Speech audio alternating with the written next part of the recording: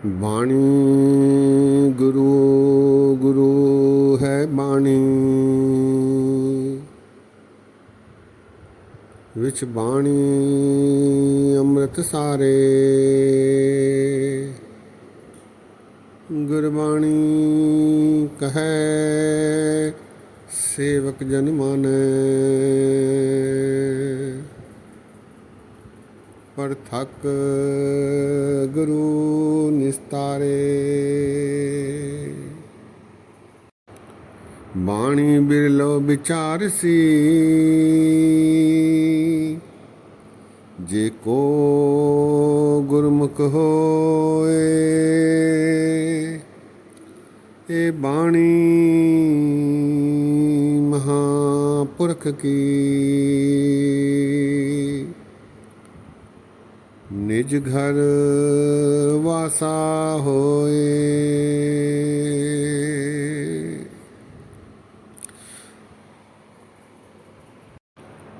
सत्कारयोग सत्संगियो, वाहिगुरु जी का खालसा, वाहिगुरु जी की फतेह। ये 4 पंक्तियाँ,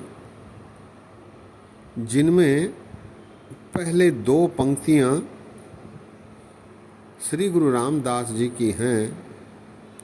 नट राग में महाराज के 6 अष्टपदियाँ हैं। चौथी अष्टपदी का 5वां पद, ये पहले 2 पंक्तियां हैं। बाणी गुरु गुरु है बाणी, विच बाणी अमृत सारे। गुरबाणी कहे सेवक जन माने, पर थक गुरु निस्तारे। 982 अंग पर यह बाणी शोभायमान है। अगली 2 पंक्तियां जो आई हैं, बाणी बिरलो विचार सी, जे को गुरमुख होए। एह बाणी महापुरख की, निज घर वासा होए। ये पंक्तियां श्री गुरु नानक देव जी महाराज जी की हैं। उनकी बाणी है दक्षिणी ओंकार। 935 अंग पर ये पंक्तियां शोभायमान हैं। दक्षिणी ओंकार के 40वें पद में ये पंक्तियां आई हैं। वाणी बिरलो विचार सी, जे को गुरमुख होए। ए बाणी महापुरख की, निज घर वासा होए। आम तौर पर मुखवाक लेते समय पाठी सिंह इन पंक्तियों को पढ़ा करते हैं। वास्तव में ये पंक्तियां मनुष्य के जीवन के उद्देश्य को दर्शाती हैं। मनुष्य इस संसार में सफलता प्राप्त करने के लिए आया है, जीतने के लिए आया है, पास होने के लिए आया है, उत्तीर्ण होने के लिए आया है।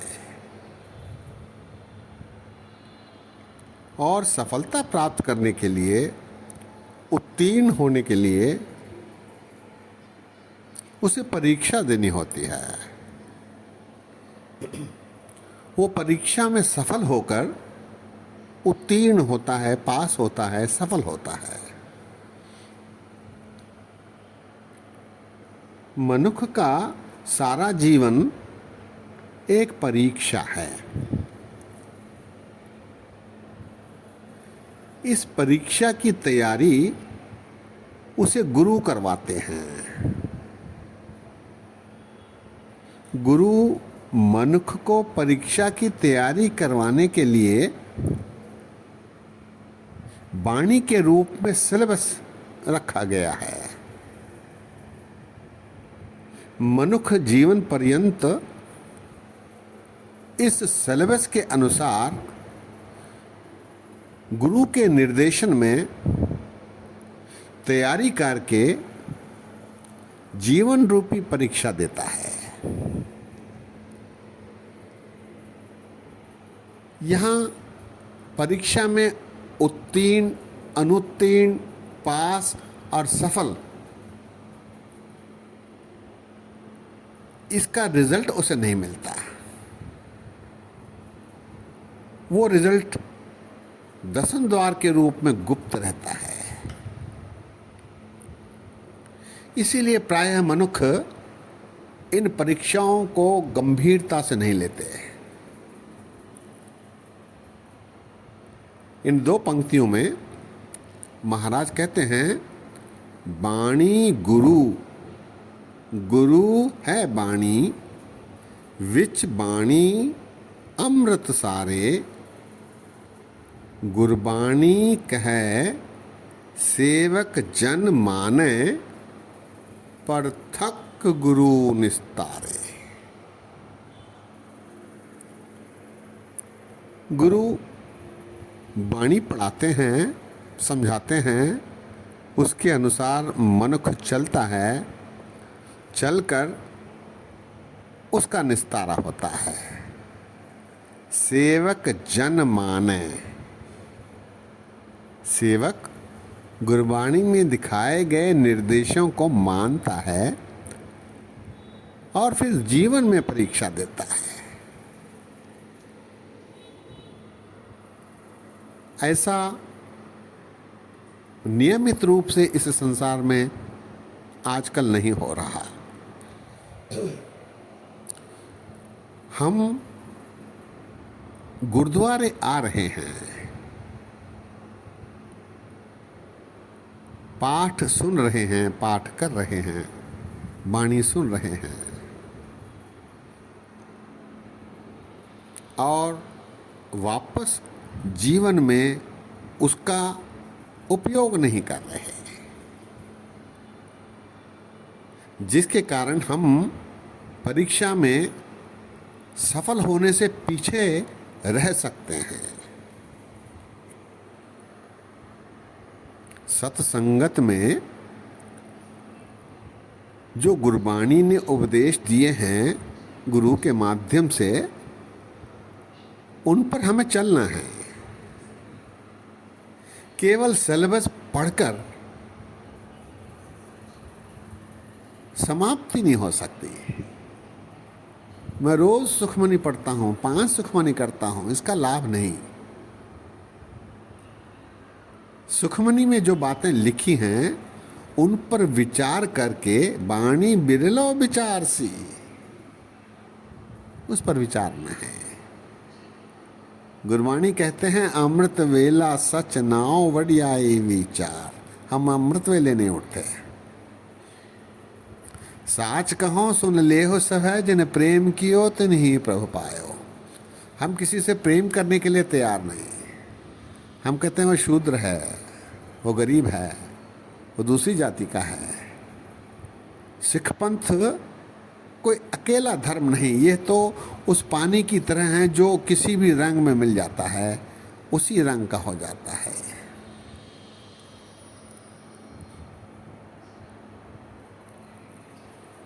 बाणी गुरु, गुरु है बाणी, विच बाणी अमृत सारे।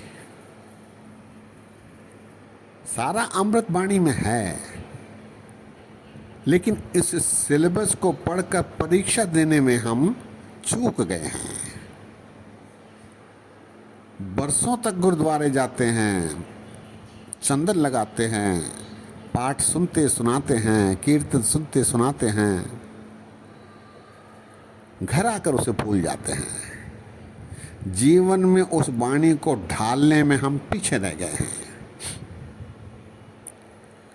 आज की व्यवस्था के अनुसार हमें सच बोलना था, रिश्वत नहीं लेनी थी, मिलावट नहीं करना था, नशीली चीज़ें नहीं बेचनी थी, धोखा नहीं देना था, सूदखोरी नहीं करनी थी। हम, दास माफ़ी चाहता है, ये काम कर रहे हैं। हम गुरबाणी के ठीक उलट परीक्षा दे रहे हैं। फिर सफलता संदिग्ध ही रहेगी, डाउटफुल ही रहेगी। इसके आगे की जो पंक्तियां हैं इन पंक्तियों से ही संबंधित हैं। महाराज ने भविष्यवाणी कर दी थी कि ऐसा होगा। बाणी बिरलो विचारसी जे को गुरमुख होए, एह बाणी महापुरख की निज घर वासा होए। कोई विरले ही होते हैं जो इस सिलेबस को पढ़कर अपने चरित्र में चरितार्थ कर रहे हैं। मस्कीन जी बार बार कहा करते थे कि भक्तों की भीड़ नहीं होती और भीड़ में भगत नहीं होते।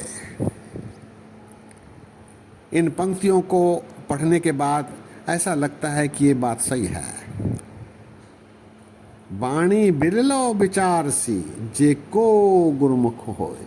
गुरुमुख से तात्पर्य केवल सिख नहीं, मानव, प्रत्येक जाति का मानव, चाहे वो हिंदू हो, मुसलमान हो, सिख हो, ईसाई हो, दलित हो, ऊंची जाति का हो, भारतीय हो, अमेरिकन हो, कोई भी हो, मनुष्य, उनमें जो अच्छा मनुष्य है वो गुरुमुख है, जो बुरा मनुष्य है वो मनमुख है।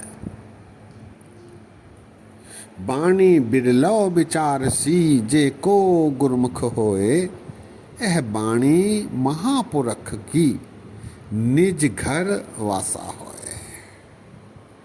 ये अमृतमयी बाणी हमारा निस्तारा करने के लिए है और सचमुच निस्तारा करने में सक्षम हैं, लेकिन इसे कोई विरले ही अपना रहे हैं, इसका लाभ उठा रहे हैं और सफलता प्राप्ति की ओर अग्रसर हो रहे हैं।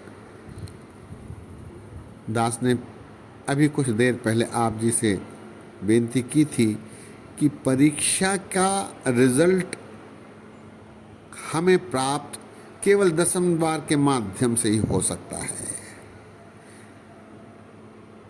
कोई आम मनुष्य इसकी सफलता या असफलता का आंकलन नहीं कर सकता। एक निर्णय परमात्मा ने अपने हाथ में रखा है। डोरी हाथ तुम्हारे, प्रभु डोरी हाथ तुम्हारे, जिए जंत तेरे धारे।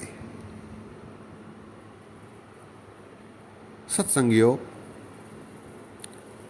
हमें गुरुद्वारे जाना चाहिए, सत्संगत करनी चाहिए, लेकिन साथ ही साथ साइमल्टेनियसली उसकी परीक्षा भी देते रहना चाहिए। ये निरंतर चलने वाली प्रक्रिया है, प्रोसेस है।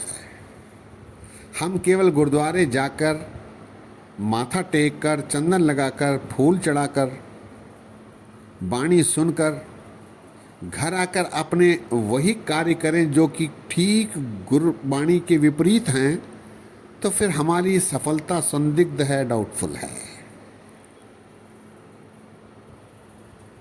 हम जिंदगी भर केवल सिलेबस पढ़ते नहीं बैठे रह सकते। सिलेबस पढ़कर परीक्षा देना है। जीवन एक परीक्षा है। सत्संगियों, दास ने बोलते समय गलतियां की हैं, कुछ कड़वे वचन भी बोले हैं। दास को क्षमा करने की कृपा करो। आज ही विश्राम है। इतने वचन परवान करो। फतेह सांझी करो। वाह गुरु जी का खालसा, वाह गुरु जी की फतेह।